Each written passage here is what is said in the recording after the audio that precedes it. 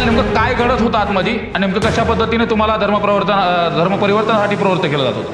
Sir त्यांनी आल्या आल्या भजन बंद केलं. तुम्ही धर्मांतर नाही केलं तर भजन बंद करू आम्ही.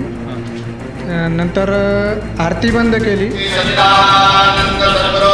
मुस्लिम समाजांची नमाज बंद केली आणि नंतर आम्हाला जेवायला पण द्यायनात ते. म्हणजे तुम्ही धर्मांतर करा. पुन्हा शिवाजी महाराजांचे फोटो होते, डॉक्टर बाबासाहेबांचे फोटो होते, ते त्यांनी काढून टाकले आणि बाकीचे सर्व फोटो काढून टाकले त्यांनी. आणि ते म्हणाले की तुम्हाला पैसे देतो, तुम्ही धर्मांतर करा, तुम्हाला केसमधून मुक्त करतो, तुम्ही धर्मांतर करा असं ते. किंवा हाणमार बी करीत होते ते. आधी हिंदू बांधवांची आरती बंद केली, मग भजन बंद केलं, मुस्लिम समाजाचा नमाज बंद केला, जेवणही बंद केलं, खूप मारहाण केली, धर्मांतर करण्याची जबरदस्ती केली. वाल्मिक कराडला VIP ट्रीटमेंट देणारं बीडचं जेल, तिथेच कैद्यांवर बळजबरी करण्यात आली. हा धक्कादायक प्रकार तिथून जामिनावर सुटलेल्या कैद्यानेच समोर आणला आणि बीड कारागृहात धर्मांतराचं रॅकेट चालवलं जात असल्याचं समोर आलं. माझ्या बाबतीत ते जेवढं सांगितलं तेवढं त्यांनी केलेलं आहे. मला हाणमार केलेली आहे.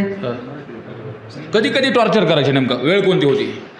वेळ ते राऊंडच्या वेळेस मध्ये बी कधी बी राऊंड हाणायचे, अशा वेळेस येत होते ते. अशा काही कैद्यांनी धर्म परिवर्तन करू असं म्हटले का? आणि तसे काही कैदी त्या आतमध्ये जेलमध्ये होते? तसे कैदी आहेत, पण त्यांच्या बंधनानुसार त्यांना दबाव येतो. त्यांचं काही असं शब्द बाहेर जात नाही किंवा त्यांना काही मागता येत नाही. त्याच्यामुळं काही कैदी असे आहेत की त्यांना काही बोलता येत नाही, त्यांच्या दबावात आहेत. पण केलं का काही जणांनी धर्म परिवर्तन? धर्मांतरण केलेलं आहे. 1-2 जणांना काय केले, दाढी काढायला लावली मुस्लिम समाजावाल्यांना किंवा त्यांना कटिंग करायला लावली. म्हणजे धर्म परिवर्तनाच्या अनुषंगाने प्रयत्न करतात. या संदर्भात तुम्ही तक्रार केली नाही का? आणि तुम्ही कुठल्या गुन्ह्याच्या संदर्भात आतमध्ये होतात? आणि नेमकं आता न्यायालयाकडे तसं काही तक्रार वगैरे तुम्ही केली की नेमकं असं असं चाललंय कारागृहामध्ये? तक्रार केली ती. आम्ही तिथं डाक पोस्ट आहे, त्याच्यात आम्ही तक्रार केली आहे, पण ती आमची बाहेर पोचली नाही. हे नेमकं करतोय कोण? आणि तिथं हे धर्म परिवर्तनाचं कशा पद्धतीचं रॅकेट आहे हे नेमकं? ते साहेबांनीच राबवलेलं रॅकेट आहे आणि ते पैशाच्या अभावाशी आमिष दाखवून ते राबवत आहेत. स्वतः येऊन हे करतात ते. आता हे ते कोण ज्यांनी हिंदू मुस्लिम धर्मातील लोकांवर जबरदस्ती केली, ज्यांनी शिवाजी महाराजांचे फोटो काढायला लावले, ज्यांनी कैद्यांवर धर्म परिवर्तन करण्यासाठी जबरदस्ती केली, जेवणात विष देऊन जिवे मारण्याची धमकीही दिली, मुस्लिम बांधवांना दाढी काढायला लावली. ते कोण? त्या माणसाचं नाव काय? बीड कारागृहात नेमकं आतमध्ये सुरू काय होतं? तारखेसहित सगळं समोर आलंय. बीड जिल्हा कारागृह वर्ग 2 या ठिकाणी धर्म परिवर्तन करण्यासाठी जे कायद्याला मान्य नाही, जे संविधानाला मान्य नाही, या ठिकाणचं सगळ्यात मोठं रॅकेट या जिल्हा कारागृह वर्ग 2 या ठिकाणी केलं आहे. ही अशी माहिती या ठिकाणचे बंदी त्यांचं नावासहित उल्लेख करतो. अमोल सुखदेव भावले, महेश नामदेव रोडे, मोहसिन सरदार पठाण, बंदी क्रमांक 181, बंदी क्रमांक 88 यांच्याकडून लेखी स्वरूपामध्ये आम्हाला या ठिकाणी प्राप्त झालं. या बंद्यांना या ठिकाणी सुरुवातीला या ठिकाणी आमिष दाखवलं जायचं की आम्ही तुम्हाला पैसे देऊ, आम्ही तुम्हाला घर देऊ, आमच्या धर्मामध्ये तुम्ही धर्म परिवर्तन करा. आणि जेव्हा कधी या ठिकाणी हिंदू धर्माविषयी तुम्ही अवहेलना या ठिकाणी करत असत, हिंदू धर्माचा अपप्रचार या ठिकाणी करत असत आणि ख्रिश्चन धर्मामध्ये तुमचं स्वागत आहे, तुम्ही ख्रिश्चन धर्मामध्ये या ठिकाणी या, ही आमच्या बंद्याला या ठिकाणी मागणी तुम्ही करत असत, त्यावेळेस या बंद्यांनी यांच्या सगळ्या गोष्टीला विरोध केला असता त्यांना या ठिकाणी मानसिक शारीरिक या ठिकाणी त्रास दिला असे. या ठिकाणी त्यांना हरासमेंटची वागणूक दिली असते. या ठिकाणी त्यांना आतमधल्या कायद्यामार्फत एकामेकाला कशी मारहाण करता येईल, त्यांना एकामेकाला अंगावर कसे माणसं घालता येतील किंवा त्यांना जीवे मारण्याच्या सुद्धा या ठिकाणी धमक्या दिल्या की तुम्हाला अन्नातून विषबाधा करून आम्ही मारून टाकू, आमचं कोणी सुद्धा काही करणार नाही, अशी वागणूक या ठिकाणी मिळते. त्या ठिकाणी त्यांचा मेन मुद्दा असा होता की बीड जिल्हा न्यायालयामध्ये आता कोण न्यायाधीश त्यांच्या ओळखीचे आहेत मला या ठिकाणी माहीत नाही, परंतु या ठिकाणचे न्यायाधीश माझे खूप चांगल्या प्रकारे मित्र आहेत. तुम्ही आमच्या धर्मामध्ये, तुम्ही ख्रिश्चन धर्मामध्ये या ठिकाणी धर्मपरिवर्तन करा, तुम्हाला या ठिकाणी केसमधून लवकरात लवकर बाहेर कसं काढता येईल या ठिकाणी आम्ही तुम्हाला मदत करू, असेही त्यांचे या ठिकाणी वाक्य आहेत. हिंदू धर्माविषयी अपप्रचार या ठिकाणी तुम्ही करायचा, छत्रपती शिवाजी महाराजांचा या ठिकाणी फोटोचा अवमान तुम्ही करायचा, विश्ववंदनीय भारतरत्न डॉक्टर बाबासाहेबांच्या फोटोचा तुम्ही अवमान करणार, जगद्गुरू संत तुकोबरायाच्या फोटोचा या ठिकाणी तुम्ही अवमान करणार, आणि या ठिकाणी ख्रिश्चन धर्माविषयी बोधवाक्य तुम्ही लिहिले.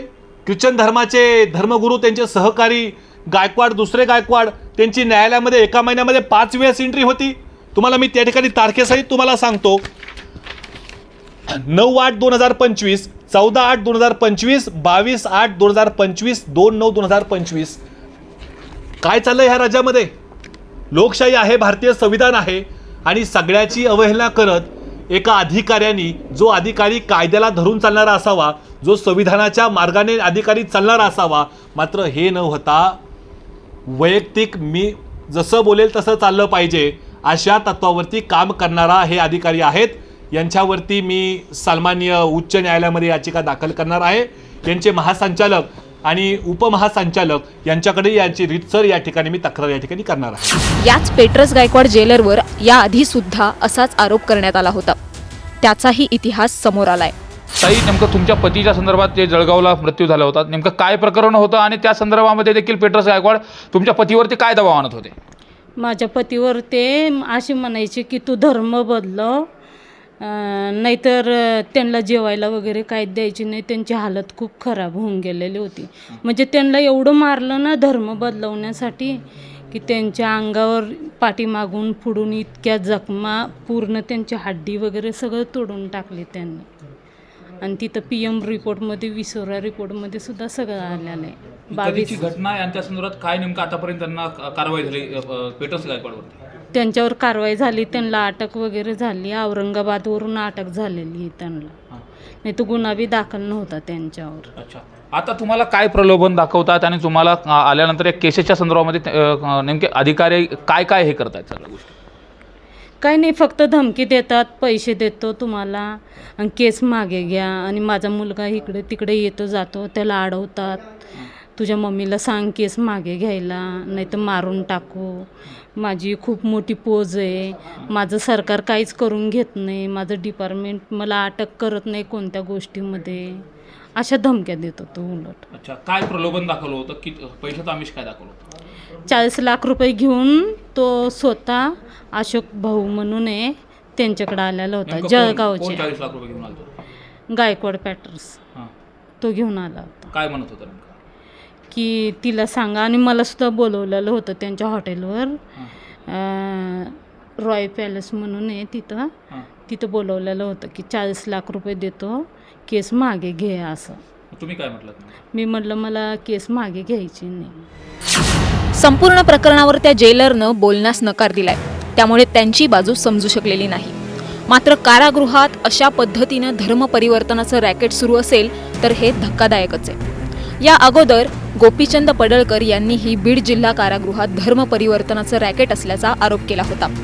या प्रकरणाची चौकशी व्हावी अशी मागणी केली जाते. या सगळ्या प्रकरणाविषयी तुम्हाला काय वाटतं आम्हाला कमेंट करून नक्की सांगा. न्यूज 18 लोकमतच्या YouTube चॅनलला सबस्क्राईब करा आणि हो, व्हिडिओ आवडल्यास लाईक करा.